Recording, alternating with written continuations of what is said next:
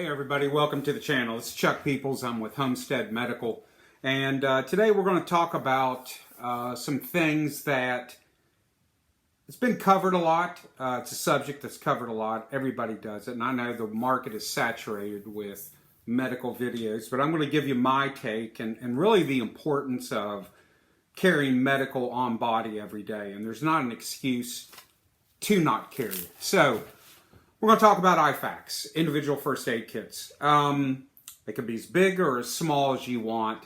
You can carry them how you want to carry them. You can have it, but there's really no excuse for you not to have medical with you every day, and really, more importantly, carry on body. If you're somebody who believes in protecting yourself, protecting your family, your community, and you carry a firearm every day, you should absolutely carry medical. You know, you send rounds downrange, good chance they're going to be coming right back towards you.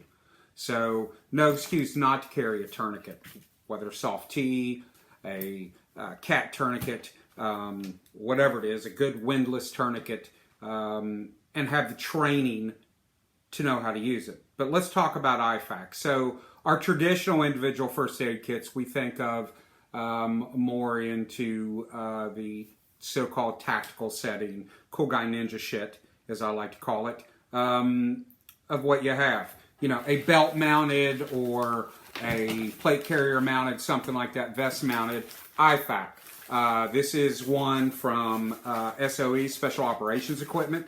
This is one of John's kits that he makes. This is the compact tear-off medical kit. It's belt mounted. You can carry it horizontal or vertical depending on what mount you get. I don't have the mount here. This is one of my personal ones. This will carry everything you need in the March algorithm. If you don't know what the March algorithm is, get training. Take training from me, and we'll talk about that later on. But the most important components is just having these medical. So we know we want a tourniquet. We want to stop emergency hemorrhaging. You know, femoral bleeding, whether it's a femoral artery or an arterial bleed, we want to stop those because obviously that's life-threatening. Other things that we want to have is some sort of way to cover or protect the wound, whether it is a trauma bandage, a pressure bandage, which this is an Olay's bandage. This is the ones I recommend. I keep in all my kits. Most of them, I don't have one in this one, but most of my kits all have these. I like this. This is a multi-purpose tool. I highly recommend it. Tactical Medical Solutions. By the way, Tactical Medical Solutions, if you're listening, I have tried with George, my assigned so-called sales rep for my area, who doesn't want to take on vendors right now. And I'm trying to become a vendor for you. So if you see this, you hear about this, I'll make sure I tag you in this video. I would like to be one of your vendors. Anyway, I use these. I have many of these. I sell these in my kit, and there's a reason. When we carry things, and this is the problem I have with this one, is it's a bulky package. It's hard to carry on, especially on body. It would almost be impossible to, unless you've got really big cargo pockets or something. But trying to carry everything else. But the thing I like about this is, number one is this. You've got these little Velcro strips that are in it, so you inadvertently do not, and I don't know if you can see that with the lighting or not, but it's these little Velcro strips right here that goes through. So you drop it, you whatever, you're not going to have this go all over. If you've ever used an Israeli bandage or anything like that, you know what these are like. And once it goes on the ground, it's almost impossible to get it back and get it on quickly. The other thing is this has built-in wound packing gauze, which we'll go over here in a minute, but you've got a whole thing of extra wound packing gauze in here, which is nice. So you've got the gauze, or if you've used your wound packing gauze, you've already used a package, you need more, you've got it in here. It also has this pressure cup, and I don't know if you can see it with the video, but there is this pressure cup that is on here, and it's meant to provide and give you extra pressure. The nice thing is you can rip this off and you've got an eye covering for eye protection. There's also, and this is one of my training ones, normally tucked in here, there's a little piece of sheer plastic or whatever that you can make an improvised chest seal with. But I really like these. They're great for standalone kits, med kits. They have multiple uses. It's a great piece of equipment, and I really highly recommend these. But you need to have some sort of pressure bandage. You also need to have wound packing gauze. Here's some here. This is one of their training ones from Rescue Essentials, but this comes in whether you get North American Rescue, whoever, but get a good tight woven wound packing gauze. And that's the difference between this and regular gauzes. It has a tighter weave. That's meant to pack into wounds so we can stop serious bleeding, arterial bleeding, to coincide with once we've put on a tourniquet, then we can pack the wound, and then we can put a pressure dressing on to continue to control the bleeding, but also to protect the wound. And those are the essentials of a bleeding control kit. Now, I've put together and I make these. This is essentially the same thing. This little compact kit that you can see that you can fit into a pocket. You can have these, and this has everything in here to control emergency bleeding. You've got the wound packing gauze. You've got basically what this is what? It's a stretchy ace bandage, right? That's what this is. It's just a flat rolled elastic bandage, nice thin profile, and then you have a combi pad. It's basically a 5x9, sometimes called ABD pad, abdominal pad. That's basically what it is that's sewn into there. That essentially makes up a pressure dressing. That's what this is in here. It's just in separate components. I also include in these kits, this is just kind of like just a small bleeding control kit. You've got your 5x9, you've got your, a separate wound packing gauze, and you've got the elastic bandage. And then I also have duct tape because, duct tape fixes all shit. So we always have to have duct tape. But basically, that's the components of emergency bleeding. So also in an IFAK, some of the things that we would like to have or like to see is, we want a chest seal of some sort. So for any type of a puncture wound, that we have what's normally called as a sucking chest wound, we want a vented chest seal of some sort. These are from Rhino Medical. I've been testing these. No, they're not American made. Yes, I'm well aware of that, but we're looking at things and testing equipment because I don't believe in recommending anything that I haven't used and that I know that's going to work. So far, these work very well. No, they're not American made. Yes, they are a product of China, but what isn't these days? So far, this seems to be standing up. No, I have not used this on a real patient. What I have used is the hyphen chest seals. I've used the Broiling chest seals, different manufacturers on real live patients that I know that work. They all have their pros, they all have their cons. But part of an IFAK is we want to address that. In that, if we do have any type of a chest wall injury, puncture wound that that causes a sucking chest wound, an open chest wound, we want to be able to seal the box, all right, to prevent any of that air getting in there that can cause any type of a pneumo or tension pneumothorax. But if we do have that, a tension pneumo, then we want to go to a chest decompression. A little controversial things. Basically, you're sticking a needle into a chest to relieve that air pressure, to create a one-way valve, to release air that's built up into the pleural space, that's compressing and not allowing the lungs, and as more air enters in that pleural space, that box, it's going to prevent the heart from contracting, from filling up with blood and providing blood through the rest of our body, our vital organs, to deliver oxygen and nutrients it needs to survive. More importantly, to feed the brain. The brain controls all of this. This doesn't work, none of this is going to work. Then we also want to have some component, and some people is have an airway. To keep our airway open, we want to have a nasopharyngeal airway. To provide into the nose to keep our airway open and patent. Other things that we want to be able sometimes to address is we want to look at eye injuries. If there is an eye, because we lose vision, that's a vital part of us. We want to protect it, so we want an eye shield of some sort, an eye pad to protect any injuries of the eye. And then we also want to treat, because it's going to happen, folks, shock. We want to treat shock, duct tape, flat rolled duct tape.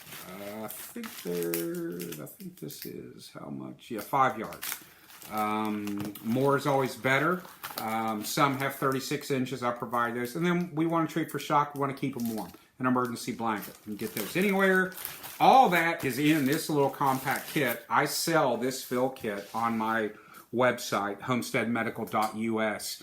Right now I'm redoing our website, the store part of it, but this kit is particularly on here. Contact me, go in, order it. I'll send you one out. You buy one of John's at specialoperationsequipment.com, SOE Tactical. If you go SOEtactical.com, whichever one it is, find his website, John Willis, and go get the finest made equipment.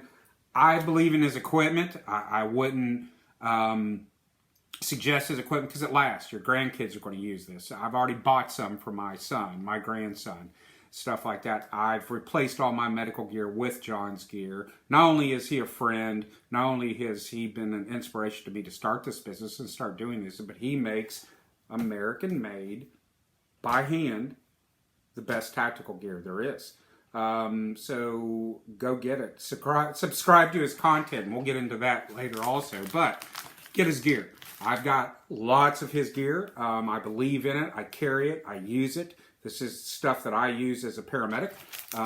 His bags, because you buy once, it's not going to fall apart. I've had every manufacturer fall apart. His gear is like you bought it yesterday, and I've had some for years. It'll stand the test of time. It'll stand the abuse, and I highly believe in it, and it's well thought out, well-designed gear. They get the rolls of Cordura in, and there's actually ladies, they sit there, they cut out the patterns. There's ladies who sit there at sewing machines, sew this gear up, and make it for you. So get it, SOE Tactical Special Operations Equipment. Get their gear. So, in essence of having this is, why shouldn't you carry this every day? These things, an arterial bleed, a sucking chest wound, those things, or even a, any type of your chest wall injuries, anything like that, those will kill you quick. You have a tension pneumothorax, it's going to kill you in just a few minutes. Sucking chest wound can kill you in a few minutes. Arterial bleed will kill you. 3 minutes, you're bled out. And good, depending on the wound, depending on the artery, 90 seconds. Obviously, tourniquets are for use for extremities, your limbs, arms, legs. We want to stop that emergency bleeding. If you don't have the training, you don't know, always go high and tight. Twist this thing, pull it as tight as you can, then twist it as tight as you can until the bleeding stops. So this, you look at this, well, I'm not going to be carrying a gun belt, a duty belt, whatever, a plate carrier every day. Obviously you're not. So how can you carry it? Well, I make kits. You can carry it in your pocket. You can go with a minimalist kit. Here's one John makes. This is his pocket kit. This is not meant to be a medical carrier. I've modified it into that because it slips right into a cargo pocket. I have everything to cover that March algorithm except for the eye stuff, and I can make do with what I have in here for that. But I carry a tourniquet. I always do. I carry it in a separate pocket. It's always with me every single day, but this goes in a cargo pocket. This is really just made as an organizer. It's called a pocket organizer. You can put a notepad in it, pins. Obviously, you've got slots and stuff here. You've got this zipper pocket. You could put various different things in. But what I've got in here is, I've got duct tape, 36 inches of it, flat rolled. I've got just a 4x4 in here for just in case. But I've got the wound packing gauze. And then I've got a H&H mini trauma dressing, a mini compression dressing right here. And, you know, this works great. It's small, it's compact, and it's a wonderful piece of kit on here. Trying to see if the dimensions are on here to tell you what exactly they are, because I don't know the exact dimensions. But, you know, there's a 4x6 pad on it. 34 inches elastic wrap, so plenty of material that you can go in and take care of a serious wound. Your wound packing gauze, all that. It's all carried in this. Now, on the back side, got a chest seal, high fin chest seal. Yes, I've only got one. I could fit two in here if I wanted. And then I do have a decompression needle to cover that. And, more importantly, one of the most overlooked pieces of kit, it's a pair of trauma shears. You need something to cut through the clothes. You've got to expose the wound to get to it. Now, You don't necessarily want to do that when we're applying a tourniquet, because we want to get that tourniquet on and stop that bleeding immediately. Once that's accomplished, then we can cut it around to get to the wounds to treat. Because obviously we're using a chest seal. We want to be able to put this obviously on skin to stick, so we want it there. And we have all this equipment, and it all goes in this nice little compact thing. And it comes with a long piece of 550 cord, and it's meant you can hang it around your neck or something like that. But I shortened it up, and I just basically got a little handle. I can slip it in a cargo pocket, rip it out, and then I've got this whole thing. I've got a pen in here too. You can put a Sharpie also, so you've got something to write on. But no, I don't. I also had a nasopharyngeal airway in it. But all these things, I've got to take care of this. So I can take care of emergency bleeding. I can seal the box. I can take care of a pneumothorax. All those things. And I've got duct tape for some reason. If I can't get something to stick, stay, whatever, I've got something that'll work. And if need be, I could have taken this other 4x4, and if there is another wound or something that I need to address, I can make an improvised bandage out of this. All those things are there, and it fits in a cargo pocket.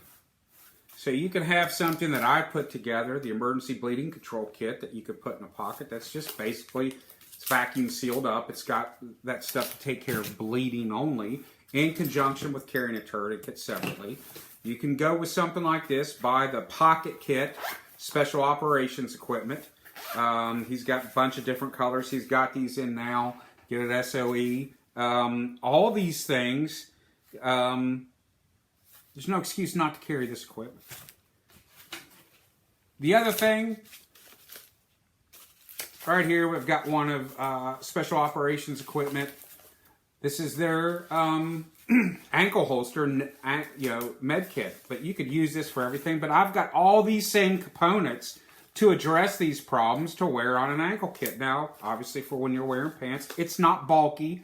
I've hated ankle kits before that came for this. This is comfortable. I've worn this multiple times all day long. It doesn't bother me. It's not uncomfortable. I've got the shears. I've got the chest seals, the emergency dressing. I've got the wound packing gauze. And I've got, to dress the airway and for a pneumothorax. One other thing I want to talk about that maybe not addressed or you don't see, and it's on some of my other equipment, little tips I'm going to give you is, you get this, is obviously have gloves. Have some sort of PPE, personal protective equipment.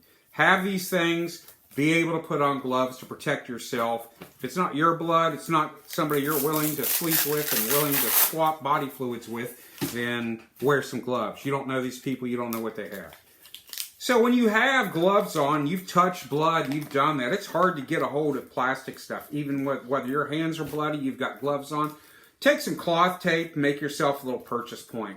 Tear some ends. You could do this. It just gives you a little bit more material, a little bit more friction to grab a hold of something, open it up, tear something open, and to do. You can put it on your wound packing gauze. You can put it on your all of your pressure dressings, things like that, just to give you a little bit more of an advantage.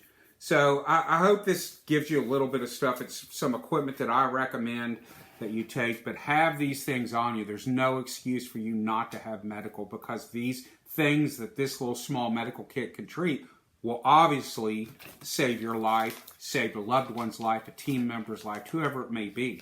But these things will get, more importantly, you can have all this shit. If you don't have the training and you don't have the skill and knowledge to use this, it's useless to you. So take the time, take the money, invest in good quality training. Go to my webpage, www.homesteadmedical.us. I do all kinds of training. I do homestead medical training, which we'll get more into. This is just going to be a series of videos that we're going to talk about different stuff. But this is part of the homestead series. You're out, you're working on your homestead, whether you're using a chainsaw, whether you're using, you're working in the garden, you're tending to animals, whatever. There's dangers out there. Using a chainsaw alone is danger. I've used a tourniquet more in the civilian world on home injuries than I have ever on gunshot wounds. It's just in the civilian world. So have these things with you so you can save your own life, save a member of your family, whatever. When you're out, there's no excuse not to carry medical. You should carry it on body, especially if you're carrying a firearm. This should be on your body. But if you don't, have it in your bag. You carry a backpack, you carry whatever. I mean, when I say I carry these, I do. There's the BDD bag from Special Operations Equipment. In it, I have medical, as you see, the neck IFAK. I have all these same things. It's redundant. Yes, I've got a firearm in here because I carry a firearm in it. This bag goes with me everywhere. And yes, here's another pocket organizer of John's. You can see it actually holds notepads, pens, all that, but it's what I put in here. All these things, there's no reason not to have this equipment with you to save a life. Before we go, I want to wrap up. I just always like to thank, and I think we should support, and we're building community by doing these things. And I want to be able to talk about some of these people that we should support, we should be part of, and the community and stuff that we want. Yes, I have to take notes because I'm old and I'm losing my freaking mind on some of this stuff. But so some of the things, some of the people we want to talk about that we want to support, that we want to do, is some things that are coming up. I'm going to be at several different events that are coming up in the fall. One this summer in June 17th at Special Operations Equipment in Camden, Tennessee, doing a saw clinic. It's everything you want to learn about a chainsaw, how to fell a tree, all these things, all the safety features, how to properly use these things. Chris Watkins, he's a friend of mine, great guy, and does this for a living. He's going to be teaching these things, and he's going to teach you all about it. I'm going to do a small little thing on what if you do, you get into about having medical on, how to apply a tourniquet, pressure dressing, stuff like that. We're going to have equipment available for that, your own little saw kit. So kit you can hang off your saw, your chaps, whatever, when you're using a chainsaw, that you'll have medical with you. That'll be at Camden, Tennessee, Special Operations Equipment, June 17th. When you get more information, I'll put it out there on my channel too. The other thing I want to talk about is we've got SelfReliance Festival coming up, October 14th and 15th. I'll be a speaker. There's a ton of different speakers. Joel Salatin, Evan Dixon from Radio Made Easy is going to be there. There's so many different people, so many presenters, so many great people in the preparedness community. You can't help but learn. If you homestead, your preparedness mindset, whatever it is, whatever you just want to learn stuff, you want to learn things about what to do at your home, be a better all-around individual, come down to SelfReliance Festival. Nicole Sauce and, of course, John Willis, all these people are going to be speaking, and you can learn so much, and you're going to, more importantly, build community. That'll be October 14th and 15th at Camden, Tennessee. A pre-conference class, your Zero to Hero class from Radio Made Easy. Everything you want to know. You want to learn about ham radios, as far as operating a radio, to have communication and comms, which is so important for your homestead.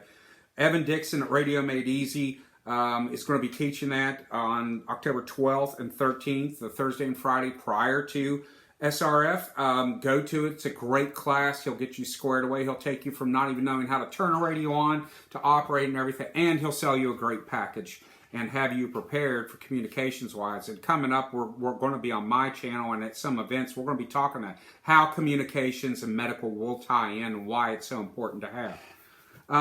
In a couple of weeks after SRF, we're going to be at the Kentucky Sustainable Living Festival.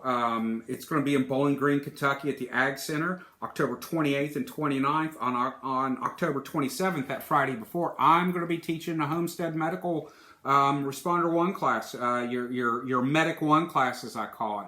It's our beginner class, day-long class to give you everything that, what do you do after you stop the bleed? How are you going to take care of somebody?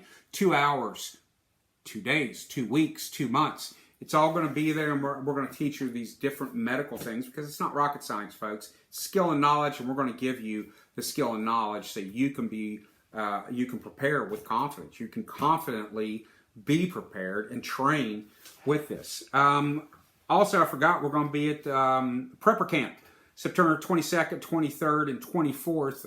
Also going to be there as a vendor and speaking, so more to come on that. So remember, always carry your medical on body. But, like and subscribe my channel. Please share if you find this. Leave in the comments, too, if there's something you want to talk about, if something you want me to cover, any medical topic, anything that is of interest to you, I'll definitely put something together. And then I want to mention some other pages, some other people who are very influential in my life, influential in people that I look up to, people who are mentors, people that I learn so much from and inspire me to keep going every day. Obviously, John Willis, Special Operations Equipment. He puts out content every single day. He has a membership on YouTube where you get videos before and content that's not released to the public. Well worth. I think it's a $1, $5, and $10 a month. Get to $10 a month. It's well worth it. He also has a Patreon under SOE, Special Operations Equipment. So much more content there too.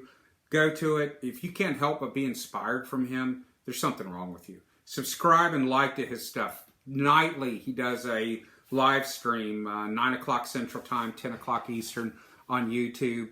You can have a conversation with him. You see it, he's there in the shop. He puts out such valuable, actionable information every single day. So like him, subscribe to all of his platforms throughout. The Iridium Group, Ed Hubble. If you know anything about Ed, look up the Iridium Group on the platforms. He's on TikTok, Instagram, YouTube, Facebook. Look him up. You can't help but learn from the guy. He does medical stuff. He does firearms training. He does CBRN, all the hazardous stuff. And the guy is just wealth of knowledge. I learned something. You can't help but be inspired from him. You can't help but learn something from him. We've talked about firearms. You want to do something. You want to learn training. Get on Tactical Response. Look up Tactical Response. Also in Camden, Tennessee. Some of the best firearms trainers have been doing it for, 25 years. James Yeager started it. He's the godfather of these things. He's inspired so many people. Go down there, support him. Go take a class, learn about it. If you're not going there, look at Prepared Patriot in North Carolina. Those guys put on some great classes. And you want to talk about a group of guys who just phenomenal information from, and you just see the stuff that they do and look at them individually. Go talk to them. Speaking of them, and people look at Max's life on YouTube. Max is a great guy. Look up his channel, like him, subscribe. He's putting out great information, interviews, guys from Prepared Patriot. We mentioned Evan Dixon from Radio Made Easy. Go look at his webpage, subscribe to his stuff on the platforms. He'll set you up all things radio, all things communication, and we'll even teach you how to use them. We've talked about community, and community is so important building this. So some of the, Life Done Free, tag over at Life Done Free. It's what he does. Talks about community, building community, the preparedness when he's bringing all of us together, these groups together. Go over and look at his stuff. Like him, subscribe. Grumpy Acres, Grumpy Acres Farm. Man, him and his wife, they're such great people. You can't help but like them. Speaking of them, Spags Unfiltered. Go look at Spags stuff on YouTube. Great guy, great information, also an inspiration. Fortress K9. You want to talk anything to know about dogs, protection dogs? Joel Riles he's the dog whisperer. I don't care what anybody says. I know there's other people who say they're the dog whisperer. Joel's the dog whisperer. If you see what he does, go watch his videos and see what he has these animals do. It's amazing. So much more than just your regular police canine dog. These are home protection dogs. So many other people. Nicole Sauce from Living Free in Tennessee. Hollow Rose Coffee. Drinking it now, Nicole. Thank you. Go over, support Living Free in Tennessee. All the stuff, platforms that she does. Hollow Rose, she had a live today. And then more importantly, I just spoke to this gentleman, Mike, over at bulletin.net.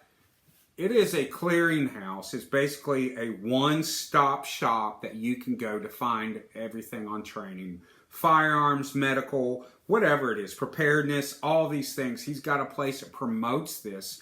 And Mike is doing a phenomenal job. If you're a trainer out there, bulletin.net, look him up. Go over to it, support him. He's doing a wonderful thing. Great guy. We were on the phone for a long time. Really love talking with him. Can't wait to train with him and Max and all the guys up there soon. We talked about Ed with the Iridium Group up in Canada, all the stuff. If you're in Canada, go train with him. But also I can't help but mention Toolman Tim Cook. What an inspiration. What a great guy. I've been on his lives. I've met him, talked to him. We've sat face to face. Great guy. I try to support him. Go over and look at his Toolman Tim. Go look at all of his stuff on all the platforms and support him. Like and subscribe. The Kentucky Sustainable Living, I really want to mention some special people. Jason Sparks, Shelly, Jake. Shelly is from Two Old Crows. Jake is from Dog Creek Farms. Go to theirs, and then obviously Jason from Kentucky Sustainable Living. Go to all their platforms, like and subscribe to their stuff. What they're doing with this conference and the community they've built at Kentucky Sustainable Living, you need to be part of that. Jake's over in Indiana doing the same thing. Great people, great information. You can't help but learn from all these people, folks. So get to it, get over to them, like and subscribe. More importantly, like and subscribe to me, homesteadmedical.us. Get on the website, look around, go take a class. Let me come down and train with you. I'll design a class for your group. 6 people or more, I'll come to you.